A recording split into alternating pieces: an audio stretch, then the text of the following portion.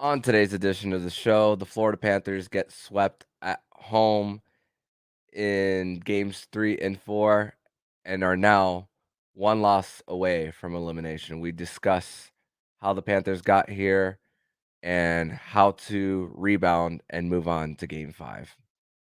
You're Locked On Panthers, your daily podcast on the Florida Panthers. Part of the Locked On Podcast Network, your team every day.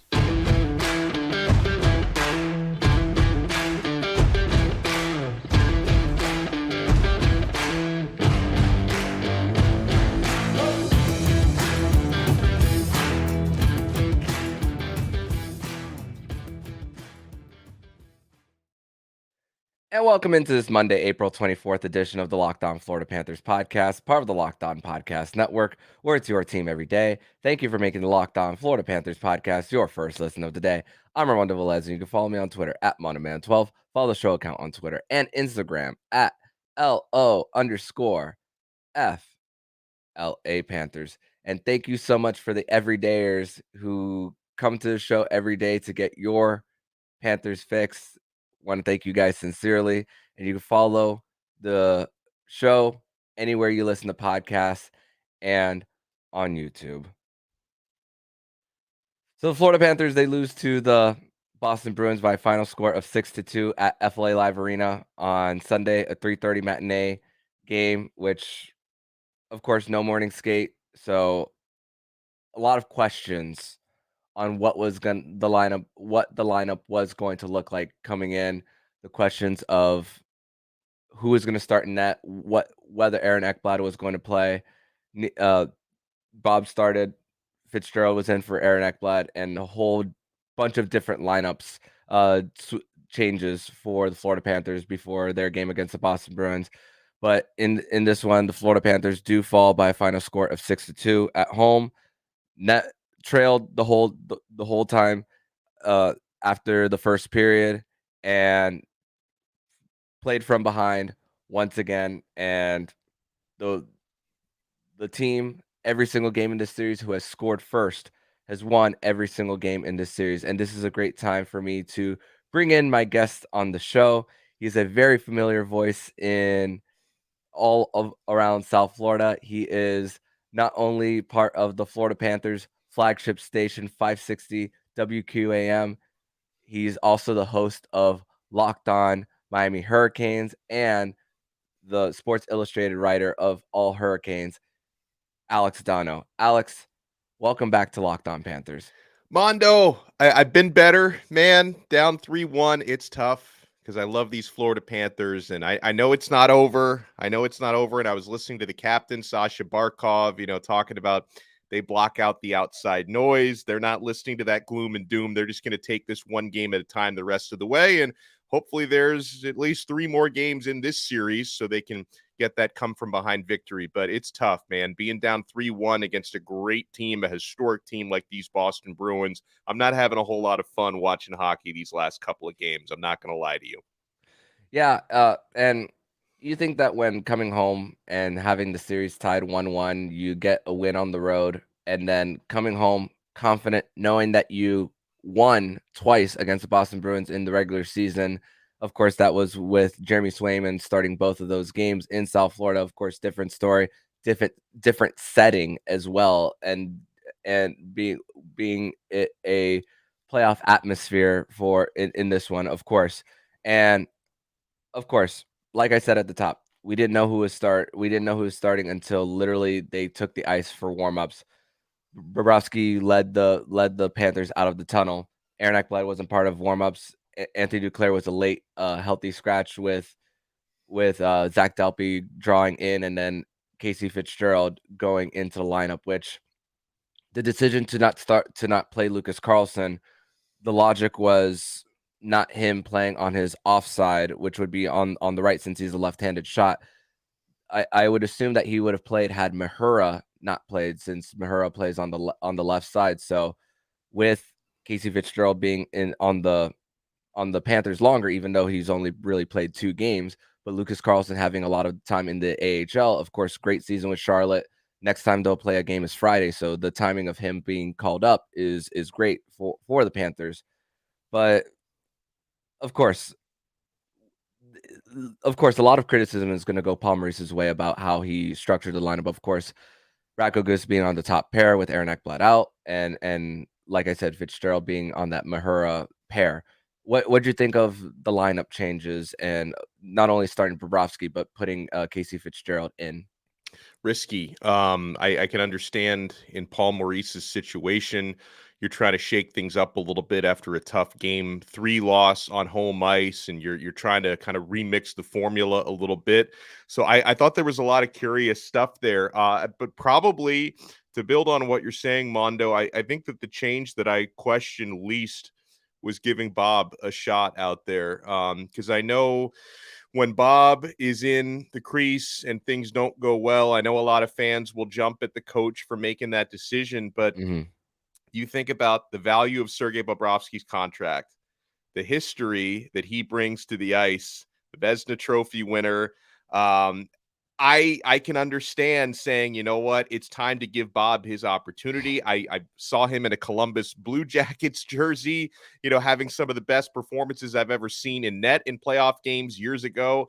I don't really have any issue with giving Bob a shot. And with that, obviously not working out in game number 4.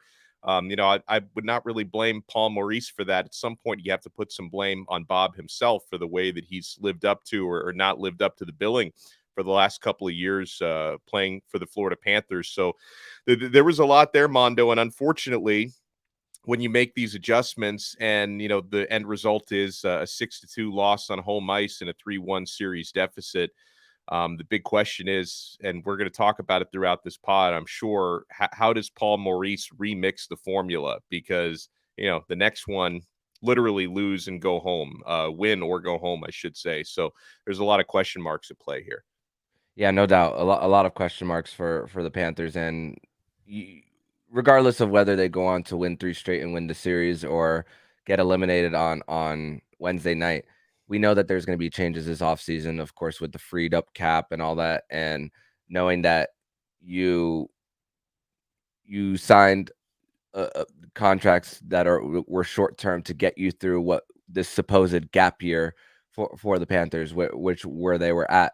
But Bobrovsky, you see, he also explained after the game the first goal given up against the Boston Bruins, the Brad Marchand goal, where I didn't have the best angle where I was seated, but seeing the replay and seeing that it was under him, Bobrovsky explained it that it was under he's explained it as it was under his arm. So in that situation, he was told to not his instincts tell him to not move, and the peripherals are tough under that goalie mask. And then Brad Marchand knocks it in, and TJ Luxmore was right there on the goal crease. I didn't hear the whistle, but I did see the replay again right before recording. Even though the whistle was blown right before, the puck was still loose under his legs. Yeah. So, and the Panthers got away with that in game 3, getting a goal as well. So I'm not necessarily upset about that first goal by Brad Marchand. I'm more disappointed in the 4th goal where Mark Stahl has a turnover in the neutral zone. Bobrovsky can't get a glove on it. It's not only that Bobrovsky couldn't glove it and freeze the puck, but it's also the fact that the Panthers, just like they were all game in game 4 and even throughout the series, when there are rebounds, the Panthers aren't there to clean pucks up to clear as well, and that's what the Boston Bruins do differently than the Panthers. Yeah, on the one where the whistle blew, I think you had a great take on that. That it didn't really affect the play, and I think that's the most important thing. I think that my frustration with that, and Paul Maurice talked about it a little bit in post game, was you'd like to see those decisions more consistently made across the playoffs when you have goals in similar situations in other series being wiped out and this one stands. Like you want to feel like you're playing under the same set of rules, but then the rules, the interpretations of little nuances can also vary based on which officials are on your game. So Yep. it's tough, man. This is one of those things where you still do have a little bit of human error and human inefficiencies involved in NHL officiating, unless you go to robot refs, which may happen someday, but we're not at that point yet. Yeah. You're not going to take away some of those human inconsistencies from the game. And, I thought you brought up a great stat earlier that the team that scored first has won every game in this series. And I think that's always going to be especially true against a team like Boston. And maybe the most important stat would be trailing heading into the third period, because they are so capable of putting the clamps on. Now, with that said, when the Panthers get that Sam Bennett goal and they pull within one before Boston completely retakes over the game, that was frustrating because you felt like you were giving yourself a chance to get back into that one, and maybe you have a game-tying goal coming up. But the Bruins, as we saw it from them throughout the regular season, we're seeing it into the playoffs. If they're nursing a lead in the third period, it just becomes so difficult to come back and win some of these games. Yeah, with the Boston Bruins, just checking out how they did in the regular season when leading after the third period. In the regular season, when they were leading after the third period, they were 47, 1, and 2 when leading after the third period. That's according to Hockey Reference. Wow. So that's their record when going into the third period. So they're not gonna have a major letdown going into the third period. They Yeah, haven't shown one it all season. letdown all year. Gee, Yeah, that's pretty good. Yeah, and one of those games was January 28th against the Florida Panthers, the Sam Reinhart overtime winner. So that was one of them. So, but we're gonna transition over to segment number 2, where we're gonna discuss more about who are the players who have been great for the Panthers, but also the continued issues that arise with the Florida Panthers as they lose another game and get swept at home in both of these home games here at FLA Live Arena. We're going to discuss that next here on the Locked On Florida Panthers podcast.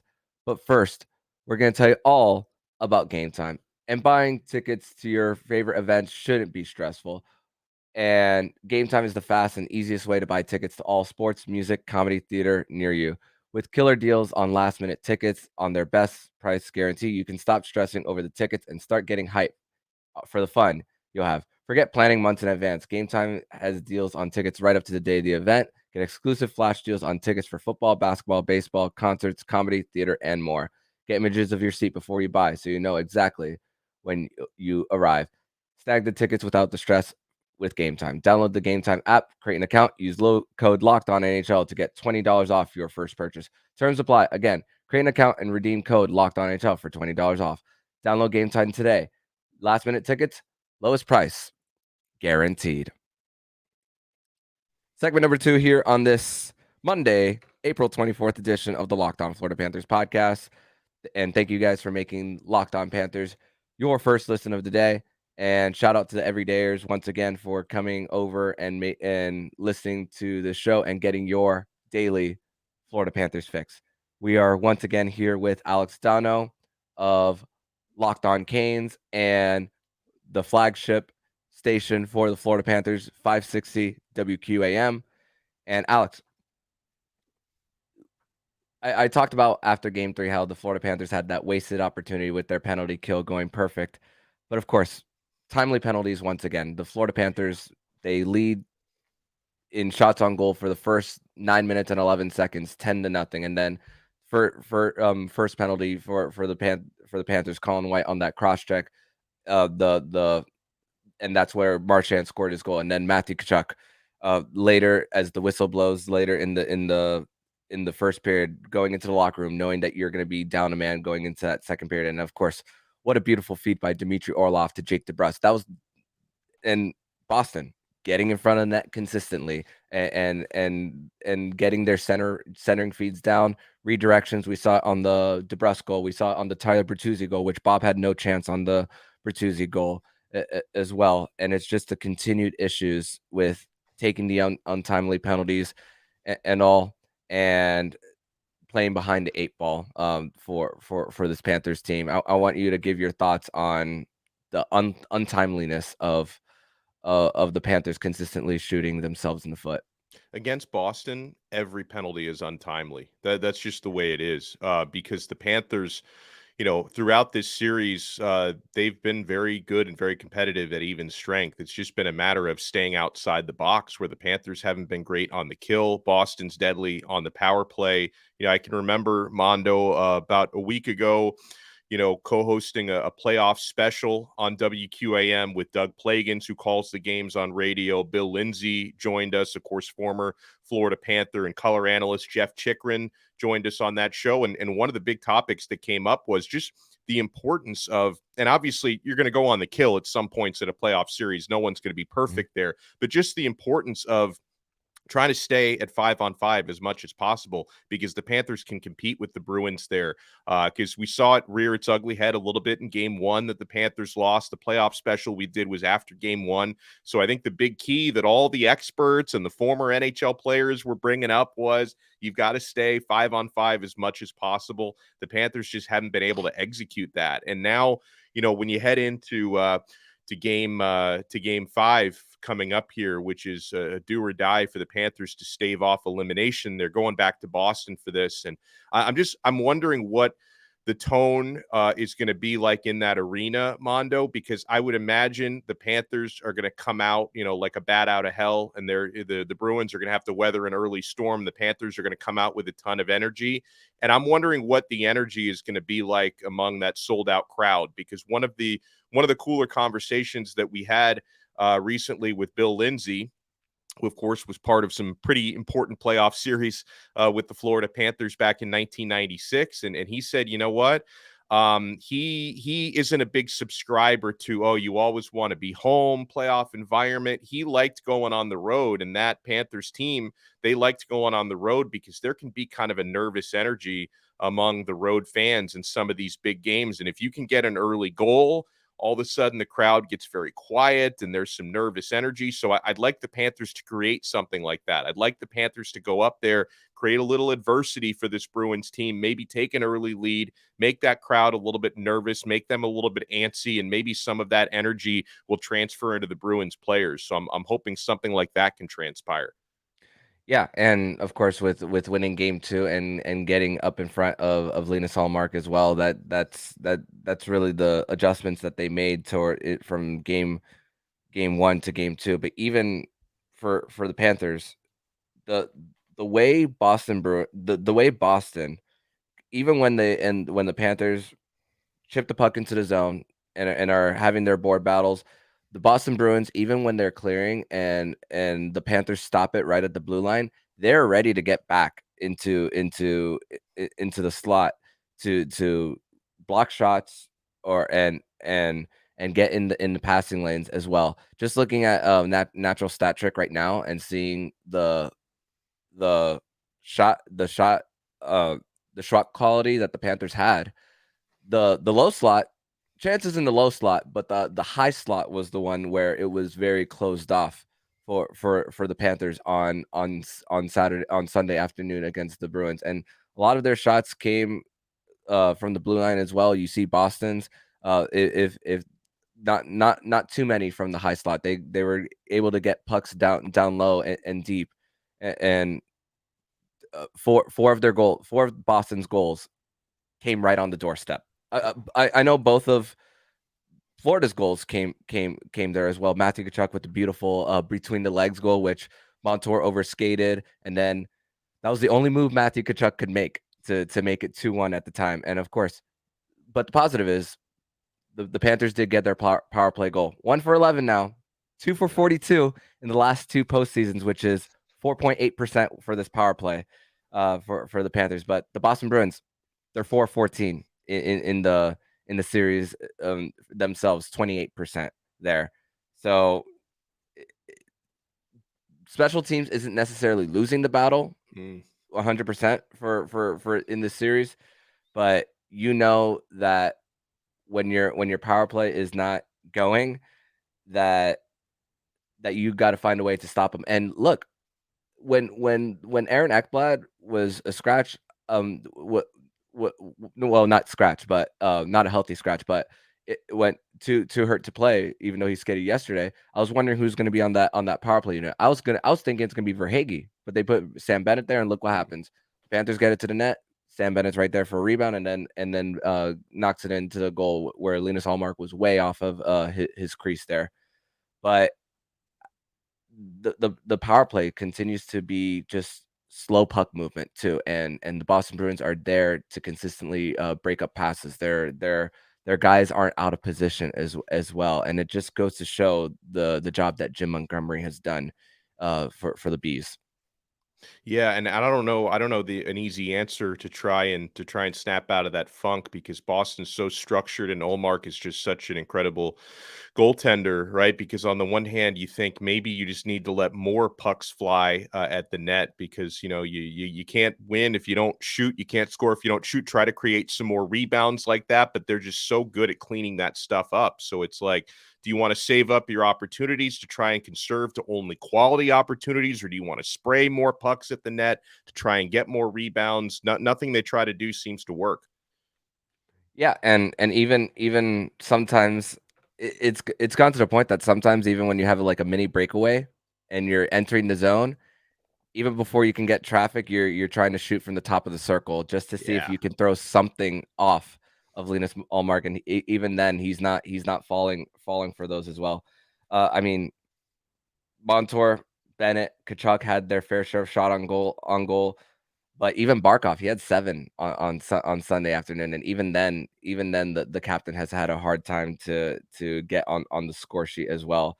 It's just it's a big enough sample size to of how Sasha Barkov has played in the postseason, and we've seen it through 4 different head coaches now with Barkov, and that's just the most frustrating part when it comes to a superstar like him on your team. And you think about the shakeup that happened last season to this season, and why and we don't I don't necessarily have an answer of why this core. I know Huberdeau's gone now. Why they haven't gotten going like a Sasha Barkov? What do you think about that?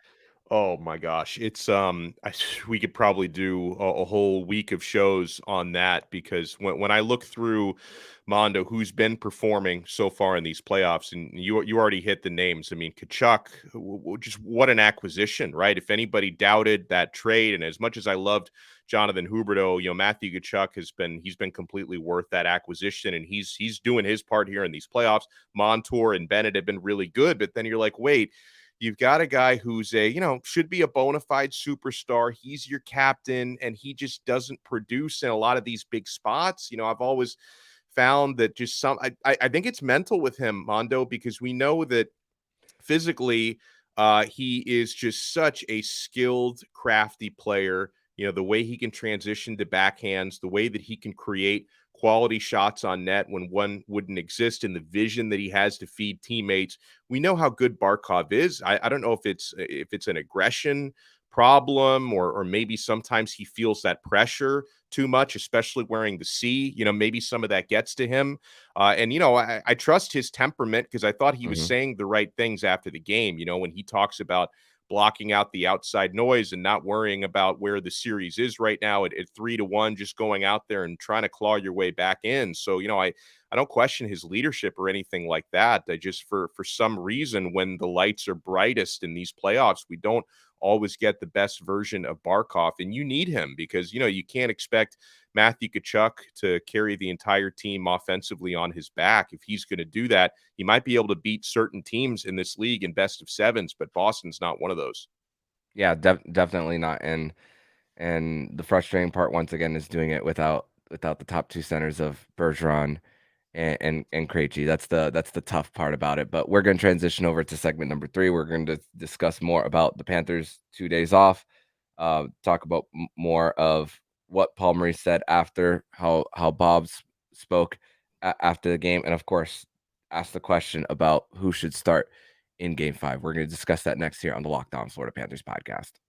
Your Locked On Panthers, your daily podcast on the Florida Panthers. Part of the Locked On Podcast Network. Your team every day.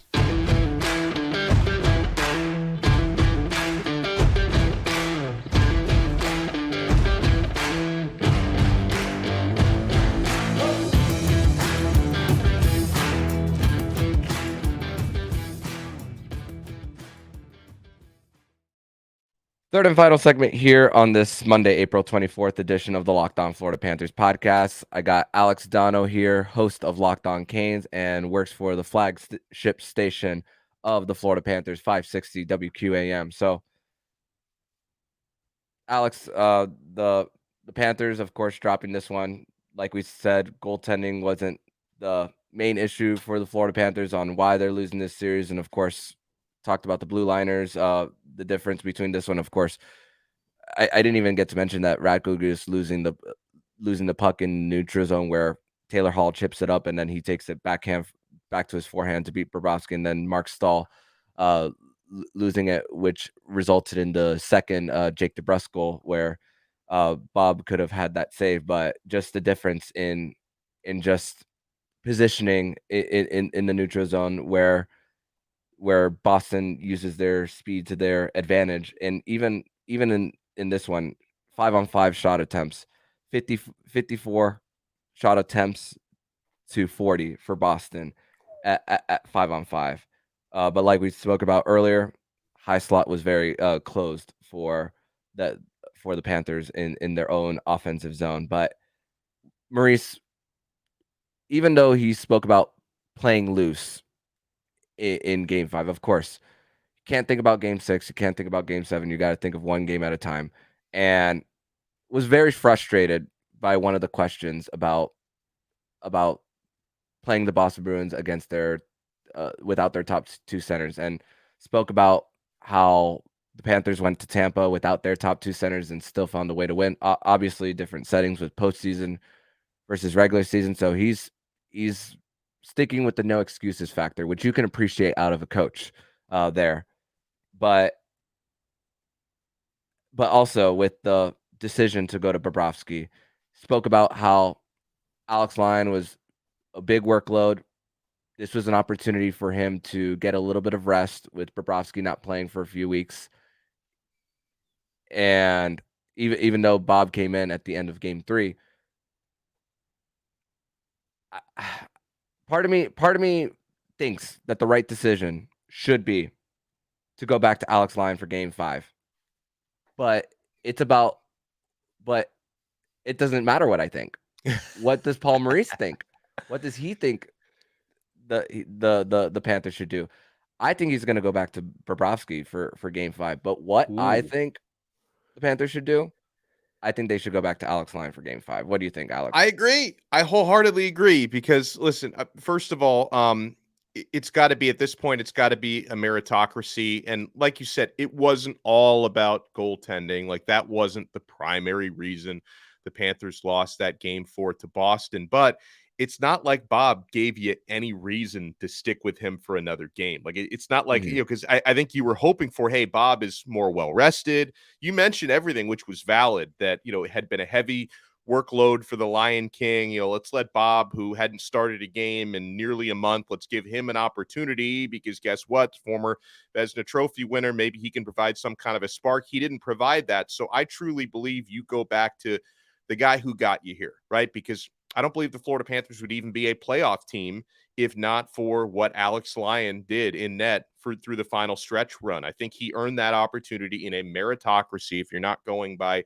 the contracts for each goalie, obviously, Alex Lyon was the guy who got you to this point. And, I think after giving him a breather, and it's not like Bob did enough to take the job from him on Sunday afternoon, I think you go back to Alex Lyon. And again, like you said, we are not Paul Maurice, and I'm even if he catches wind of this conversation, I don't think he's going to say, "Well, Mondo and Donno think I should go back to Lyon, so let's make it happen." He's going to make his own decision. He's going to weigh all the factors, but to me, I think the way that I would play it is going back to Lion King. Yeah, and I'm holding up a number, and it's not, and I know you probably think because you host Locked On Canes and you watch college football, it means something else. It's the number 4. So, but it means me holding up the number 4 means something different in this instance. It's 4 days off for Alex Lyon if he were to start in Game 5. So that would be a good enough rest if he were to go. And honestly, and listen, once again, and this is for the record, whatever Alex Lyon does the rest of the way, it's gonna live in our memories for as far as long as we are involved with the Florida Panthers, and as long as we look back at the memories of what Alex Lyon did to get the Panthers to this point. And this is likely, whatever happens is likely going to be his last games with the Florida Panthers because he's going to earn himself a contract. Bob is on a no move clause. He gave Spencer Knight an extension as well. And it's kind of like, I kind of see it as like the Chris Drieger situation from a few years ago where he was going to go get paid. You want him to go get his money. And George Richards even spoke about it yesterday that the Panthers cannot afford to have 3 one-way contracts on goalies next season, especially with where they are at the cap. And we can't even depend that the cap is going to rise significantly because right now it's only going to, if we can't read Gary Bettman on what he says on what the cap is going to be, but it looks like it's going to be only raised by 1 million as of right now. Who knows? It could rise more, but the Panthers are also not in a situation to keep all 3 as well. So you're going to see Bob again next season as well, and you're going to get a full off season of him as well. So I think that's also a reason to go back to Alex Lyon because you're likely going to see, and Bob will have to agree to a trade too. Right. So I just it's a position where it's a little tough. Your back's against the wall, but you got to find a way to get one win, and then all bets are off coming back to FLA Live Arena, hopefully on Friday night. But Donno, I want to thank you so much for joining me on this Monday edition of the Locked On Florida Panthers podcast. Any final words before we sign off here? Just the Panthers need to play as if it's their last chance because it is. I don't mind if they work up too much energy in that first period, take a few risks. I think you have to do that in a situation like this. But I just want to say, Mondo, thank you for having me because you do a fantastic job keeping Panther fans informed and entertained. And I hope you've got more playoff games to talk about after Game 5. You and me both. I'm hoping. I don't want my off season to start early. That's for sure. So tell everybody where they can follow you and your work online. Yeah, thank you so much. Yeah, and so listen, we keep it in the family here on the Locked On Network. So you want to make sure if you're interested in college football, Miami Hurricanes football especially, I host Locked On Canes every day. You can follow me on Twitter at Alex Donno. You also follow the show. I run that Twitter account as well at Locked On Canes, and you should be able to get everything there to find us, and probably get annoyed by how much we probably overcover the team because we love it so much. Absolutely. Thank you, Donno, and hope to see you next time, my friend. Thank you. And if you like what you're hearing, please subscribe to the podcast to be notified every single time the Locked On Florida Panthers podcast jumps into your podcast feed. Don't forget to also subscribe to the other shows on the Locked On AHL network, including Locked On AHL, Locked On Fantasy Hockey with Flip Livingstone and Steel Roden, and Locked On AHL Prospects. Thank you for making the Locked On Florida Panthers podcast your first listen of the day. And for the everydayers, tomorrow on the Locked On Florida Panthers podcast, there might be a possibility for a series check-in with someone from the Panthers media. Not going to spoil that surprise, but come back tomorrow and we will be providing you with that conversation with a check-in on the series, as the Florida Panthers will have 2 days off before heading to Boston for Game 5. So I'm Armando Velez with Alex Donno, and you've been listening to the Locked On Florida Panthers podcast, part of the Locked On Podcast Network, where it's your team every day.